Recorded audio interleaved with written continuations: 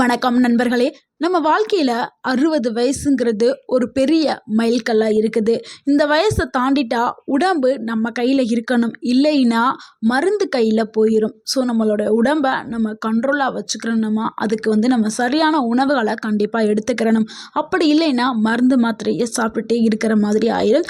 60 வயதுக்கு பிறகு என்ன நடக்குதுன்னா, எலும்புகள் பலவீனம் ஆயிரும், மூட்டு வலி ஏற்படும், சர்க்கரை, இரத்த அழுத்தம், ஜீரண பிரச்சனை, கண் பார்வை குறைபாடு, நினைவாற்றல் சுருக்கம். ஆனால் நல்ல செய்தி என்னன்னா, நம்ம சாப்பிட்ற சாப்பாடு நம்மளுக்கு மருந்தா வேலை செய்யும். ஸோ இன்னைக்கு நம்ம பார்க்க போகிறது அதுதான். 60 வயதில் கட்டாயமாக வாரத்துக்கு 3-4 முறையாவது சாப்பிட வேண்டிய 4 சக்தி வாய்ந்த காய்கறிகளை தான் நம்ம இந்த வீடியோவில் முழுசாக பார்க்க போகிறோம். ஸோ வீடியோவை கடைசி வரைக்கும் பாருங்கள், ஸ்கிப் பண்ணாமல் பாருங்கள். உங்களுக்கு நம்ம முதலாவது பார்க்கக்கூடிய காய் ஆரோக்கியமாக இருக்க செய்யும். முருங்கைக்காய் ஏன் ரொம்ப ரொம்ப முக்கியம் அப்படின்னா, முருங்கைக்காய் ஒரு சூப்பரான ஃபுட் அப்படின்னு நம்ம சொல்லலாம். முருங்கைக்காய் இல்லைன்னா முருங்கைக்கீரையை கண்டிப்பாக உணவில் சேர்த்துக்கிறேன்னா, 60 வயதுக்கு பிறகு இது என்ன செய்யுதுன்னா, எலும்புகளை பலப்படுத்துறதுக்கு. ஏன்னா இந்த முருங்கைக்காயிலையும் முருங்கைக்கீரையிலையும் கால்சியம் சத்து அதிக அளவில் இருக்குது. இதனால் உங்களுடைய எலும்புகள் பலமாக்கப்படும், மூட்டு வலி குறைய ஆரம்பிக்கும், ரத்தத்தை சுத்தம் செய்கிறதுக்கும் இந்த முருங்கைக்கீரை முருங்கைக்காய்கள் பயன்படுது. ஜீரணத்தை மேம்படுத்துறதுக்கும் பயன்படுது. நோய் எதிர்ப்பு சக்தியை பல மடங்கு அதிகப்படுத்தி அந்த நோய் எதிர்ப்பு மண்டலத்தையே வலுப்படுத்துறதுக்கு இந்த முருங்கைக்காய்கள் பயன்படுது. முருங்கைக்காய்கள் ஈஸியாக நம்ம ஊர்களில் கிடைக்கிது. ஆனால் நம்ம மக்கள் அதை உணவில் சேர்க்கறது இல்லை. நிறைய பேர் என்ன பண்ணுறாங்கன்னா, மாத்திரை மருந்துன்னு சாப்பிட்டு அவங்களுடைய உடலில் இருக்கக்கூடிய மற்ற உறுப்புகளையும் பாதிப்பை ஏற்படுத்துகிற மாதிரி மருந்து மாத்திரைகள் சாப்பிட்டுட்டே இருக்கிறாங்க. மருந்து மாத்திரைகள் எவ்வளவு சாப்பிட்டாலும் அந்த கை கால் வலி இது நிரந்தரமாக போகவே போகாது. அப்போதைக்கு மட்டும்தான் போகும், திருப்பியும் வர ஆரம்பிச்சிடும். நம்ம முருங்கைக்கீரையும் முருங்கைக்காயையும் எடுத்துக்கிட்டாவே போதும். இது ரொம்ப காஸ்ட்லியான, ரொம்ப விலை கொடுத்து வாங்க போகிற பொருள் இல்லை. இது எல்லார் வீடுகள்லையுமே இருக்கக்கூடியது. ஸோ இதில் விட்டமின் சி இருக்குது, இரும்பு சத்து இருக்குது, கால்சியம் இருக்குது. ரொம்ப ரொம்ப உங்கள் உடலுக்கு நன்மைகளை கொடுக்கக்கூடியது. ஸோ கண்டிப்பாக முருங்கைக்கீரை இல்லைன்னா முருங்கைக்காயை உணவில் எடுத்துக்கிறணும். முருங்கைக்கு ஒரு பழமொழி சொல்லுவாங்க, முருங்கையை நட்டவன் வெறுங்கையோடு போவான் அப்படின்னு சொல்லி நம்ம ஊர்களில் சொல்லுவாங்க. அதாவது முருங்கையை நம்ம சாப்பிட்டோம்னா, முருங்கைக்கீரையோ முருங்கைக்காயோ சாப்பிட்டோம்னா நம்ம எந்த ஒரு கம்பம் ஊண்டி நடக்காமல் நல்லா நம்ம வீரநடை போட்டு நடக்கலாம் அப்படிங்கிறது தான் அவங்க அந்த காலத்திலே சொல்லியிருக்காங்க. அது உண்மைதாங்க. எங்கள் ஊரில் ஒரு 72 வயசில் இருக்கக்கூடிய தத்தா தினமும் முருங்கைக்காயில் சாம்பார் வச்சு சாப்பிடுவாங்க. அவங்க வீட்டில் முருங்கைக்காயில் சாம்பார், சூப்பு, முருங்கைக்கீரையில் பொரியல் கூட்டு, இந்த மாதிரி வாரம் ஃபுல்லாக வச்சுட்டே இருப்பாங்க. ஆனால் அவர் நல்ல இன்னமும் ஆக்டிவாக நடந்துட்டு இருக்காரு, வயல்வெளியில் போய் வேலை செய்கிறாரு. அந்த அளவுக்கு அவங்க முருங்கைக்கீரையில் சூப்பு, காய், சாம்பார் இந்த மாதிரி தான் பண்ணுறாங்க.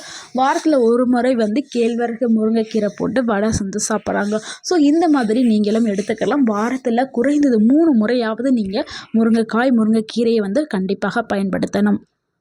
அடுத்து 2ஆவதாக பார்க்கக்கூடிய ஒரு கீரை என்னென்னா பசலைக்கீரை தாங்க. இந்த பசலைக்கீரை ஏன் நம்ம சொல்கிறோம்னா, 60 வயசுக்கு பிறகு நிறைய பேருக்கு வரக்கூடிய பிரச்சனை என்னென்னா ரத்த சோகை, பலவீனம். ஸோ காலையில் எந்திரிக்கவே முடியாத ஒரு நிலை, பெட்லேருந்து எந்திரிச்சாவே தலை சுற்றுது, திருப்பி நான் கீழே விழுந்துறேன் அப்படின்னு நிறைய பேர் சொல்லுவாங்க. இதுக்கு காரணம் உடலில் சோர்வு, ரத்தம் இல்லாததுனால ரத்த சோகை, பலவீனம் இது ரெண்டும் சேர்ந்துருக்கும். ஸோ இதை நீங்கள் சரி பண்ணணும்னா நீங்கள் பசலைக்கீரையை சாப்பிட்டாலே போதும், நல்ல ஒரு தீர்வு கிடைக்கும். இதுக்காக ரத்த சோகைக்காக ஹீமோக்ளோபின் இன்க்ரீஸ் பண்ணணும்னு சொல்லி நிறைய பழங்கள் வாங்கி சாப்பிடுங்க. அதெல்லாம் ரொம்ப காஸ்ட்லியாக இருக்கும்.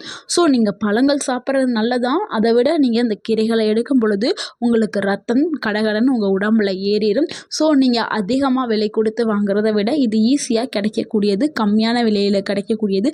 கண்டிப்பாக பசலைக்கீரையை 60 வயசுக்கு மேலே இருக்கிறவங்க எடுக்கணும். இதனுடைய நன்மைகளை பார்க்கலாம். இரும்பு சத்து அதிக அளவில் இருக்குது இந்த கீரையில். இதனால் ரத்த சோகை குறைய ஆரம்பிக்கும். அதே மாதிரி இந்த பசலைக்கீரையில் மெக்னீஷியம் இருக்குது. மெக்னீஷியம் என்ன பண்ணணும்னா நரம்பு அமைப்பை சீராக்குறதுக்கு ரொம்ப ரொம்ப பயனுள்ளதாக இருக்குது.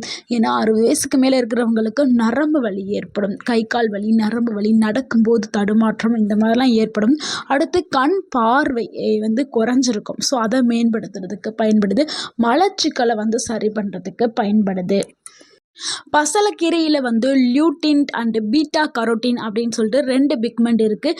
இந்த 2 பிக்மெண்ட்டுமே வந்து கண் பார்வையை பாதுகாக்கிறதுக்கு, கண் பார்வையை வந்து மேம்படுத்துறதுக்கு ரொம்ப பயனுள்ளதாக இருக்குது. கண்டிப்பாக 60 வயசுக்கு மேலே இருக்கிறவங்க பசலைக்கீரையை கண்டிப்பாக உணவில் எடுத்துக்கிறணும். பலவிதமான நன்மைகள் உங்களுக்கு கிடைக்கும். இதை நீங்கள் எப்படி சாப்பிட்லாம்னா, கீரையை மசியல் பண்ணி சாப்பிடலாம், இல்லைன்னா பருப்போடு சேர்த்து கூட்டு மாதிரி செஞ்சும் சாப்பிடலாம். இந்த அதில் சூப்பாகவும் செஞ்சு நீங்கள் எடுத்துக்கலாம். வாரத்தில் 4 முறை நீங்கள் எடுத்துக்கிட்டிங்கன்னா உங்கள் உடல். அடுத்து 3வது உணவு என்னென்னா பூசணிக்காய் தாங்க. இதை வந்து பம்ப்கின் அப்படின்னு நம்ம இங்கிலீஷில் சொல்லுவோம். 60 வயதுக்கு பிறகு சர்க்கரை நோய் அதிகமாக இருக்கிறவங்க கண்டிப்பாக பூசணிக்காய் எடுக்கணும். எல்லோரும் என்ன நினைக்கிறாங்கன்னா, பூசணிக்காய் இனிக்குது, இதனால் வந்து சர்க்கரை வியாதி வந்துடும், அதுவும் முக்கியமாக பூசணிக்காய் சாப்பிட்டால் அரிக்குது அப்படின்னு நிறைய பேர் சொல்கிறாங்க. அது ரொம்ப ரொம்ப தவறான கருத்து. உங்களுக்கு அரிப்பு ஏறுறதுக்கு வேறு ஏதாவது ஒரு ரீசன் இருக்கும், பூசணிக்காய் இருக்காது. கிராமப்புறத்தில் உள்ளவங்கள்ட்ட போய் கேளுங்க, பூசணிக்காய் சாப்பிட்டா அரிக்குதுன்னு சொல்கிறாங்க. அது வந்து ரொம்ப ரொம்ப தவறான ஒரு விஷயம். இது சர்க்கரையை கட்டுப்பாட்டில் வச்சுக்கிறதுக்கு பூசணிக்காய் ரொம்ப உதவியாக இருக்குது. பூசணிக்காய் வந்து ரொம்ப ரொம்ப மருத்துவ குணங்கள்லாம் கொண்டது. ஸோ 60 வயசுக்கு மேலே இருக்கிறவங்க கண்டிப்பாக எடுக்கணும். இதுலேயும் பீட்டா கரோட்டின்ஸ் வந்து இருக்குது. கண் பார்வையை பாதுகாக்கிறதுக்கு பயன்படுது. இதுலேயும் நார்ச்சத்துக்கள் அதிகமாக இருக்குது. ஜீரணத்துக்கு ரொம்ப ரொம்ப நல்லது. இதில் வந்து பொட்டாசியம் இருக்குது. இந்த பொட்டாசியம் வந்து ரத்த அழுத்தத்தை கட்டுப்பாட்டில் வச்சுக்கிறதுக்கு உதவி பண்ணுது. அதே மாதிரி ஹார்ட்டை பாதுகாக்கிறது, நல்ல ஆரோக்கியமாக வச்சுக்கிறதுக்கு, உங்களுடைய இதயத்தை ஆரோக்கியமாக பாதுகாக்கிறதுக்கு, ஆரோக்கியமாக வச்சுக்கிறதுக்கு இந்த பூசணிக்காய் வந்து பயன்படுது.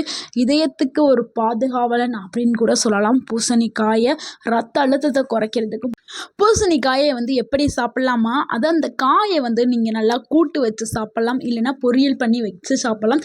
கொஞ்சம் பழமாக ஆயிடுச்சுன்னா அதில் வெள்ளைக்கட்டி புளியெல்லாம் சேர்த்து புளிக்காய் மாதிரி செஞ்சு சாப்பிடலாம். இதை வந்து நீங்கள் வாரத்தில் 2 இல்லைன்னா 3 முறை எடுத்துக்கிறது ரொம்ப நல்லது. அடுத்து 4வதாக பார்க்கக்கூடிய ஒரு உணவு என்னென்னா கேரட் தாங்க. 60 வயதில் ஸ்கின்னு, அவங்களுடைய ஐ ஹெல்த்து, இம்யூனிட்டி பவர், இது எல்லாத்துக்கும் முக்கியமானது கேரட் தாங்க. கேரட்டில் விட்டமின் ஏயோடைய பவர் ஹவுஸ் அப்படின்னு சொல்லலாம். ஏன்னா இது நம்மளுடைய கண் பார்வையை மேம்படுத்துறதுக்கு, கண் பார்வையை பாதுகாக்கிறதுக்கு கேரட் பயன்படுது. ஏன்னா 60 வயசுக்கு மேலே ஆயிடுச்சுனாவே கண் பார்வை கொஞ்சம் கொஞ்சமாக குறைய ஆரம்பிச்சிடும். ஸோ அதை குறையிறத தடுக்கிறதுக்கு பயன்படுது. அதே மாதிரி தோல் சுருக்கங்களை தாமதம் செய்கிறதுக்கு வந்து இந்த கேரட் பயன்படுது. அதாவது உங்களுடைய முதுமையை தாமதம் படுத்துறதுக்கும் கேரட் பயன்படுது. கேன்சர் எதிர்ப்பு சக்தியை கொண்டது இந்த கேரட். ஜீரணத்தை சீராக்கிறதுக்கு உதவி பண்ணுது கேரட். அதே மாதிரி நினைவாற்றலை சூப்பராக இயங்க வைக்கிறதுக்கு கேரட் பயன்படுது. கேரட்டில் இருக்கக்கூடிய ஆன்டி ஆக்சிடென்ட் மூளையை ஆரோக்கியமாக பாதுகாக்கிறதுக்கு பயன்படுது. எப்படி நம்ம கேரட்டை சாப்பிட்லாம்னா, பச்சை கேரட்டை எடுத்து டெய்லி ஒரு கேரட் சாப்பிட்டு வரலாம். இல்லைன்னா கேரட் ஜூஸ் எடுத்து நம்ம குடிக்கலாம். இல்லைன்னா கேரட்டை வந்து பொரியல் செஞ்சு சாம்பாரில் போட்டு இந்த மாதிரி நம்ம எடுத்துக்கலாம். தினமும் நம்ம ஒரு கேரட்டை சாப்பிட்டுட்டு வந்தோம்னா நம்மளுக்கு ஆயுள் முழுக்க கண் பார்வை குறைபாடே வரவே செய்யாது.